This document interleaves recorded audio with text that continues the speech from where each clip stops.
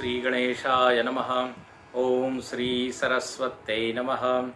ओम श्री गुरुभ्यो नमः। सदाशिवसमारम्भां शङ्कराचार्यमध्यमाम् अस्मदाचार्यपर्यन्तां वन्दे गुरुपरम्परां। श्रुतिस्मृतिपुराणानाम् आलयं करुणालयं नमामि भगवत्पादं शङ्करं लोकशङ्करं। शङ्करं शङ्कराचार्यं केशवं बादरायणं सूत्रभाष्यकृतौ वन्दे भगवन्तौ पुनः पुनः। समस्तजनकल्याणे निरतं करुणामयं नमामि चिन्मयं देवं सद्गुरुं ब्रह्मविद्वरम्। ॐ नमो भगवते श्रीरमणाय। हरि ओम। In the last class we discussed verse number 30th.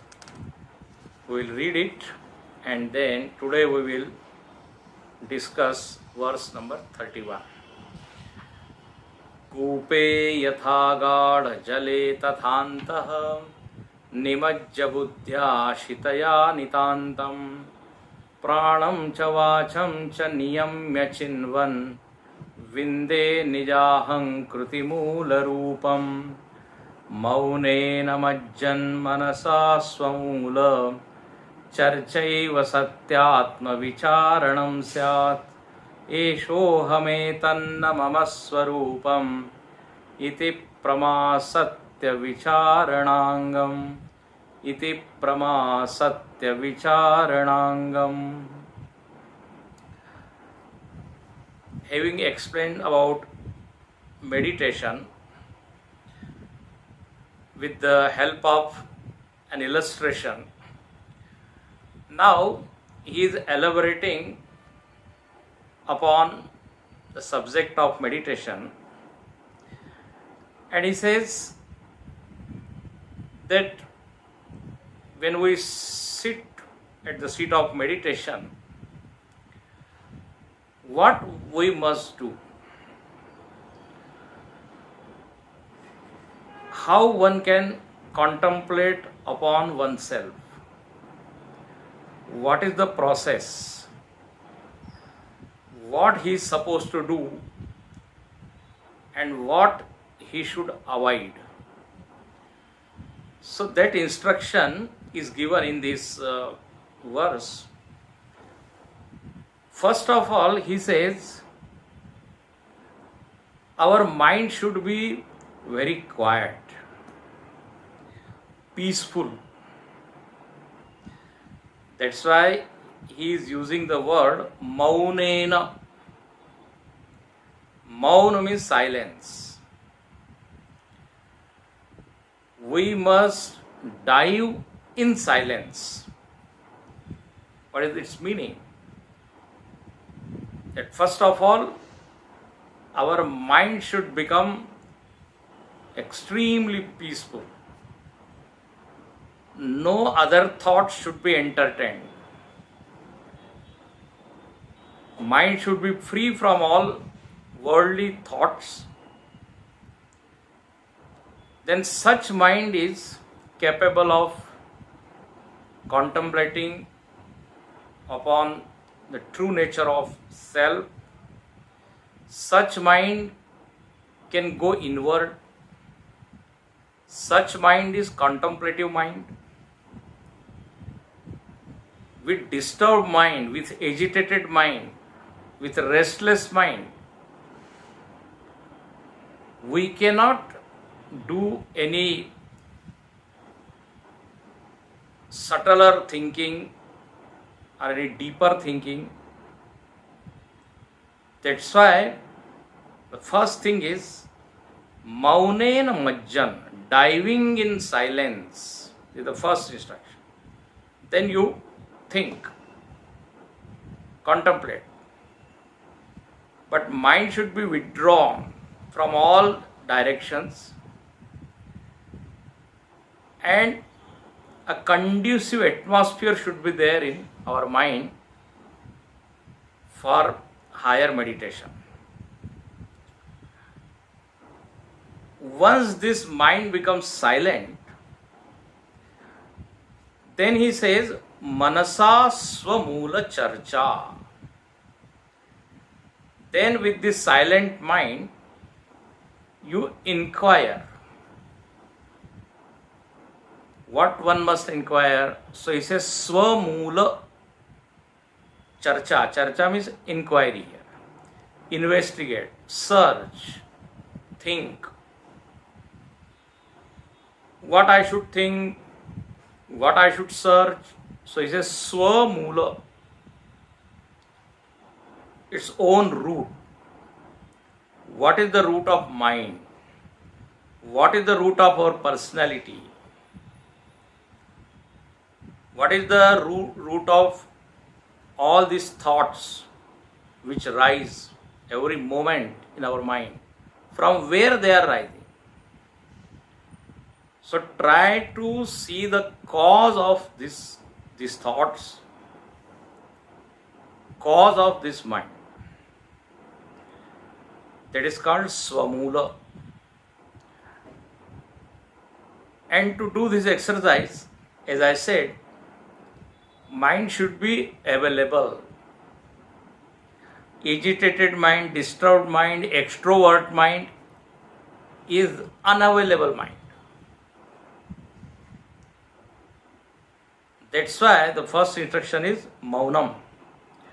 Now, generally, when we hear this word Maunam, immediate thought comes to our mind that I must not speak any word. Generally, we associate this silence with a speech only. So that is silence at verbal level, speech level. Of course, that is very, very helpful for making this mind silent or peaceful. So first level of Maunam is Maunam at speech level. Anudvegakaram Vakyam Satyam Priyahitam Chayat. In Bhagavad Gita, Bhagavan Krishna talks about Manasik Tap and Vachik Tap. So austerity at the level of mind and at the level of speech. There he says that first I must decorate my speech. I must beautify my speech. That is Vachik Tap. And one aspect of that is I must speak very little. If I have to contemplate, if I have to go within my personality, want to go to core of my personality, then so much of talking is not advised. It is said that then Vani will make my mind Rajasic. Vani means speech. If I go on talking, chattering, there's a chatterbox. So because of that, the Sattva Gun is disturbed. That's why at the first level, Maunam. And I jokingly always I say that if we maintain Maunam, whether we will be benefited or not, other people will be definitely benefited. They will thank God, okay, good, today he is practicing Maunam. So there is no headache, no disturbance for us. So other people will also be benefited, and of course, I will be benefited the most. So Maunam.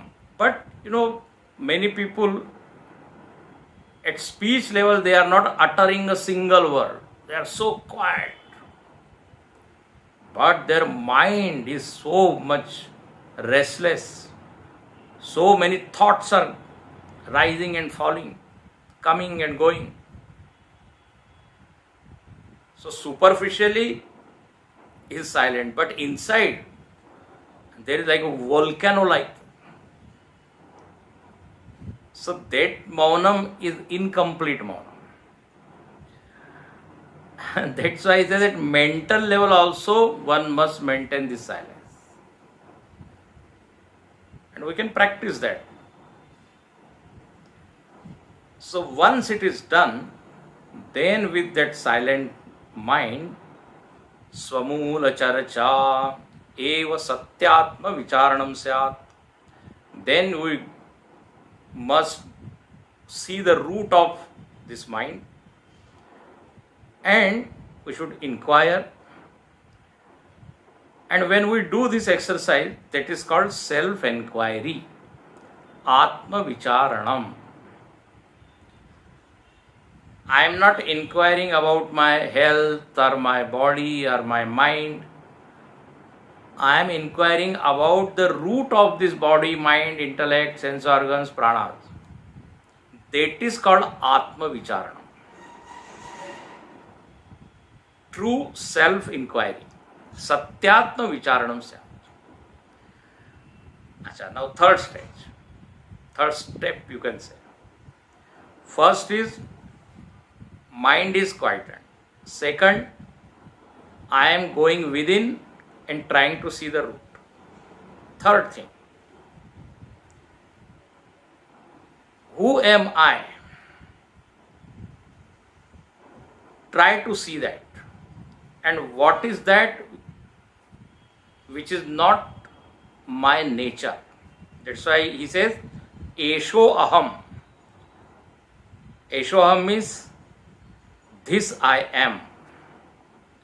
And etanna mama swarupam. This is not my nature. Now these two things are there. With the help of these two thoughts, I must inquire about the root of this mind. Which two thoughts? What I am, that I must try to see. And what I am not. What is that which is not my nature? And other is, what is that which is my nature? So you can say Atma Anatma Vivek. Now when we contemplate in this way, then we will come to know that so many conditionings are there, so many upadhis are there. In Upadeshsar, Bhagavan Raman Maharshi says, Vigrahendriya pranadhitamah nahameka sat tajjadam yasat. Vigrahendriya pranadhitamah nahameka sat tajjadam yasat. He says, what I am not. Let us focus on that first. So he says, I am not Vigraha. Vigraha means this body. Vigraha means form. This physical appearance, what is that? That is not me, Vigraha. Then somebody says, I must be Indriya, sense organs. He says, no. You are not eyes or nose or, tongue or ears. They are all instruments. They are a karan, external instrument, bahir karan. So I can use them, but I am not that. So Vigraha, Indriya, Prana, physiological personality, that is Prana. That is not me, because I control my pranas, means the controller must be different from controlled. When I do pranayam, then I control them, I regulate them. So what it shows, that I am different from that. So I am not prana. Then I am not dhi, buddhi. Again, I use my buddhi, I use my intellect to determine something, to decide something, to discriminate. They say, people say, apply your mind, then you will understand. Means, again, mind is an an instrument of thinking. So dhi also is not there. I am not dhi. And then tama. Tama means ignorance. Some people say that in deep sleep, I am ignorant about the entire world. Even I am ignorant about my body, etc. So I think in deep sleep, I am established in my true nature. And what is the true nature? Ignorance, absence, abhav. That must be my true nature. But again, that is also negated. Ajnana or ignorance cannot be my nature, because again, I am aware of my ignorance. After getting up from deep sleep, what I say, that I was in a state where I did not know anything. Means I was seer of that absence. I am remembering. So Ajnan cannot be my true nature. So Vigraha, Indriya, Prana, Dhitava. See, logically we can say, there is one sentence in Sanskrit. Yo yad drashta satad bhinna. One who is seer of that seen object must be different from seen object. Seer must be different from seen. Very simple, very basic, this rule is there. If I am seeing a tree, I am different from tree. If I am seeing book, I am different from book. So same logic is applied here. Since all these things, they become drishya.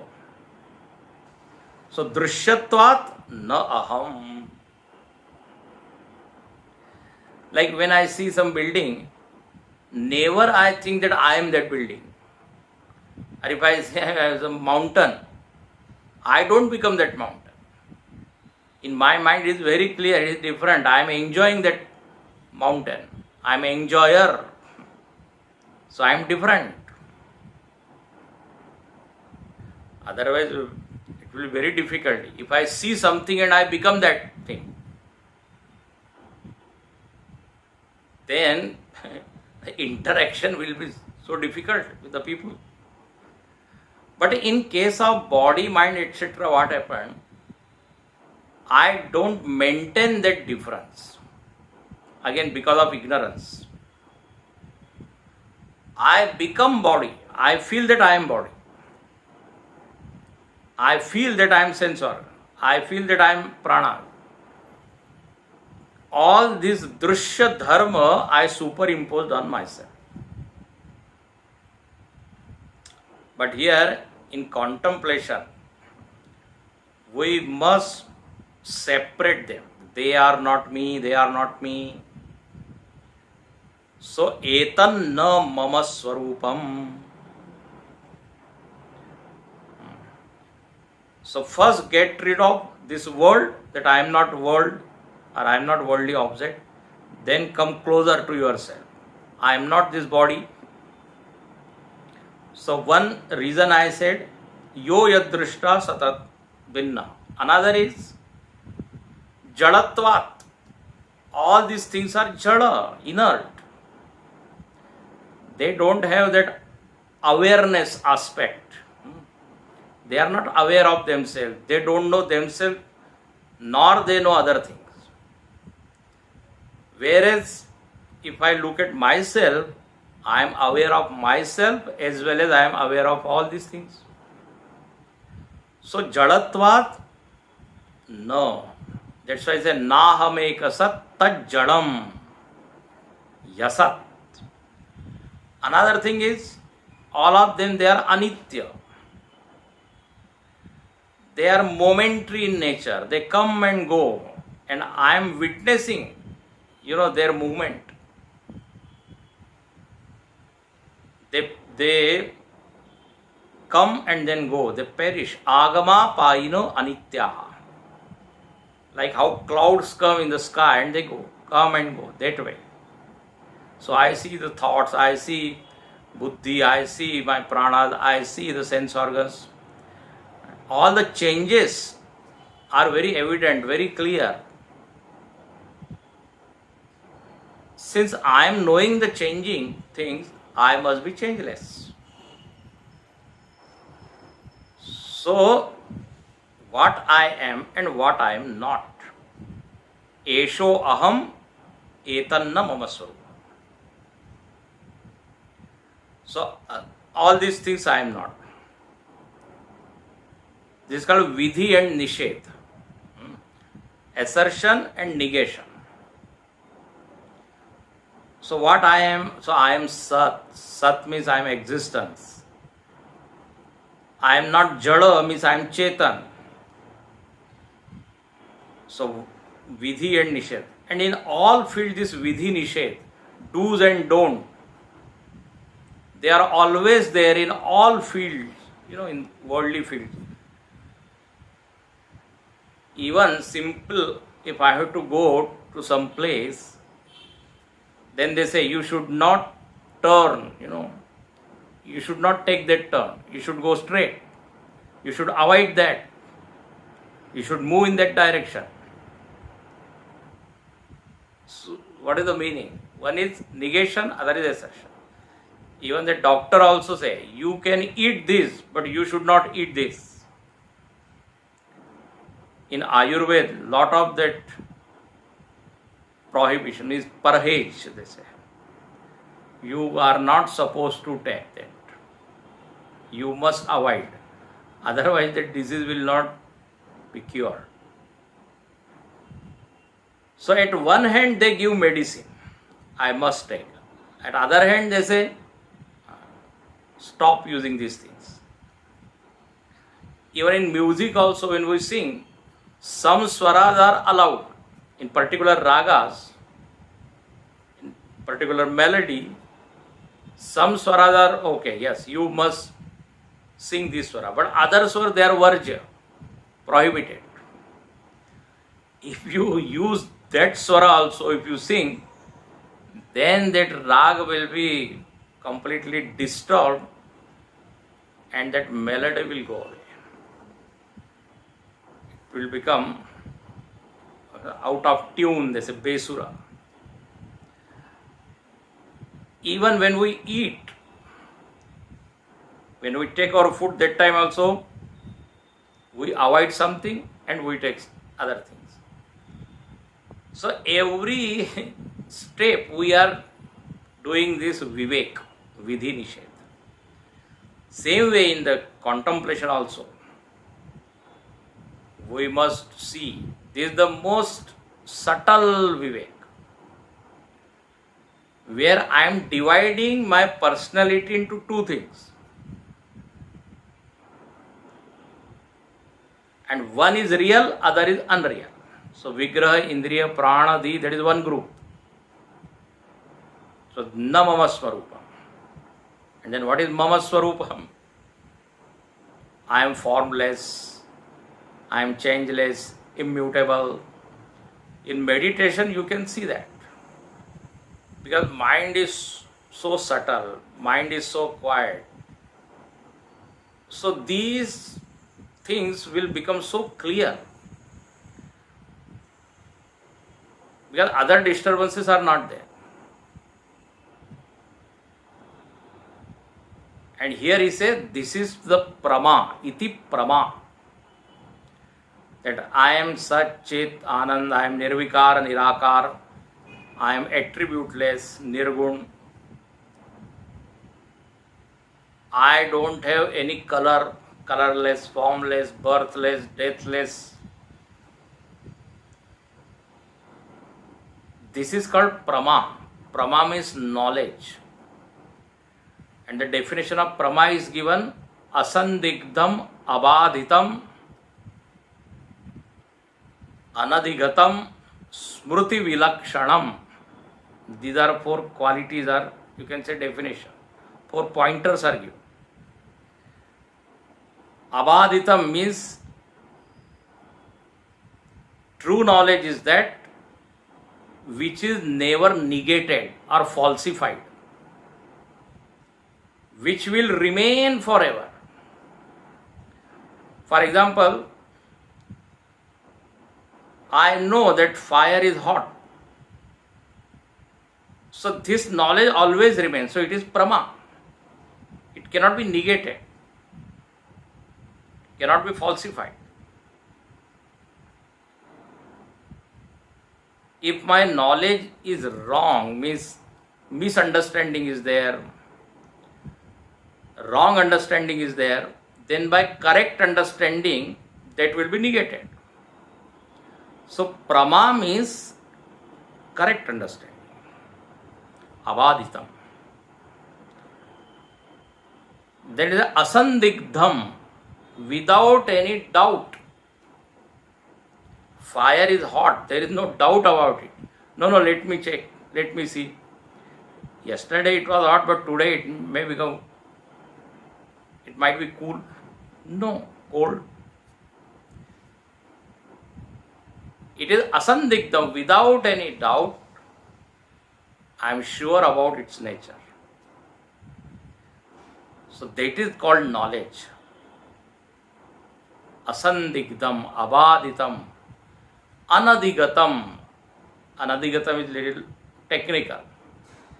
Means when I listen to this Vedanta, then only that this knowledge arises. And it was not before that. Adhigatam, it was not before that. Before listening, before Guru Padesh, once that Sadguru, once that teacher taught me about my true nature, then that knowledge rises. So anadhigatam and smruti vilakshanam, it is not memory. Please note it. True understanding or right knowledge is not a memory. Because memory can be of something which is unreal. Memory many times, can be falsified. Memory of wrong thing, or I have got wrong memory. That person is not of that nature, but in my mind, somebody has put this thought. So now I am remembering that person in a wrong way. So smruti cannot be the praman. Smruti cannot be the real knowledge. So asandigdham, abaditam, anadigatam, smruti vilakshanam. This is called prama. Pramana janya jnanam. Knowledge born out of pramana, by means of knowledge. When pramana vyapar happens, means when teacher teaches, then that thought, correct thought, right thought about myself rises. That is called prama. And here it is said, iti prama satya vicharanangam. And this prama is a limb of true inquiry. Vicharana angam. Limb of true inquiry means, see, without the limb, body cannot exist. Same way, without this prama, truth cannot be understood. So what is prama? I am this. This is not my nature, this is my nature. Right understanding about myself is prama.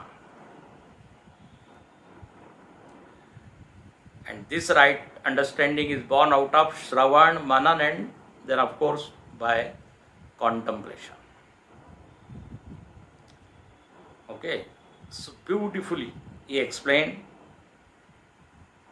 how one must go deep within our personality and then what we must think.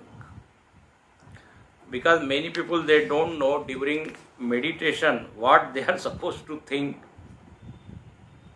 what should be the attitude, where my mind should be applied. So here very clearly he has given this instruction. And then he says, once you take up this inquiry and this prama is born, then what happens? This ego will fall. And very poetically, in the next verse, he explained that pated ahamta paribhugna shirsha. This I notion or I thought is completely destroyed. So he says his head is broken. When ignorance was there, ego was thriving, ego was flourishing. But Gaveshanat, by proper inquiry, I come to know that this ego is a false entity. That thought is given in the verse number 32, that we will see in the next class. Om Purnamada Purnamidam Purnat Purnamudachyate Purnasya Purnamadaya Purnameva Vashishyate. Om Shanti Shanti Shanti. Hari Om. Sri Gurubhyo Namaha. Hari Om.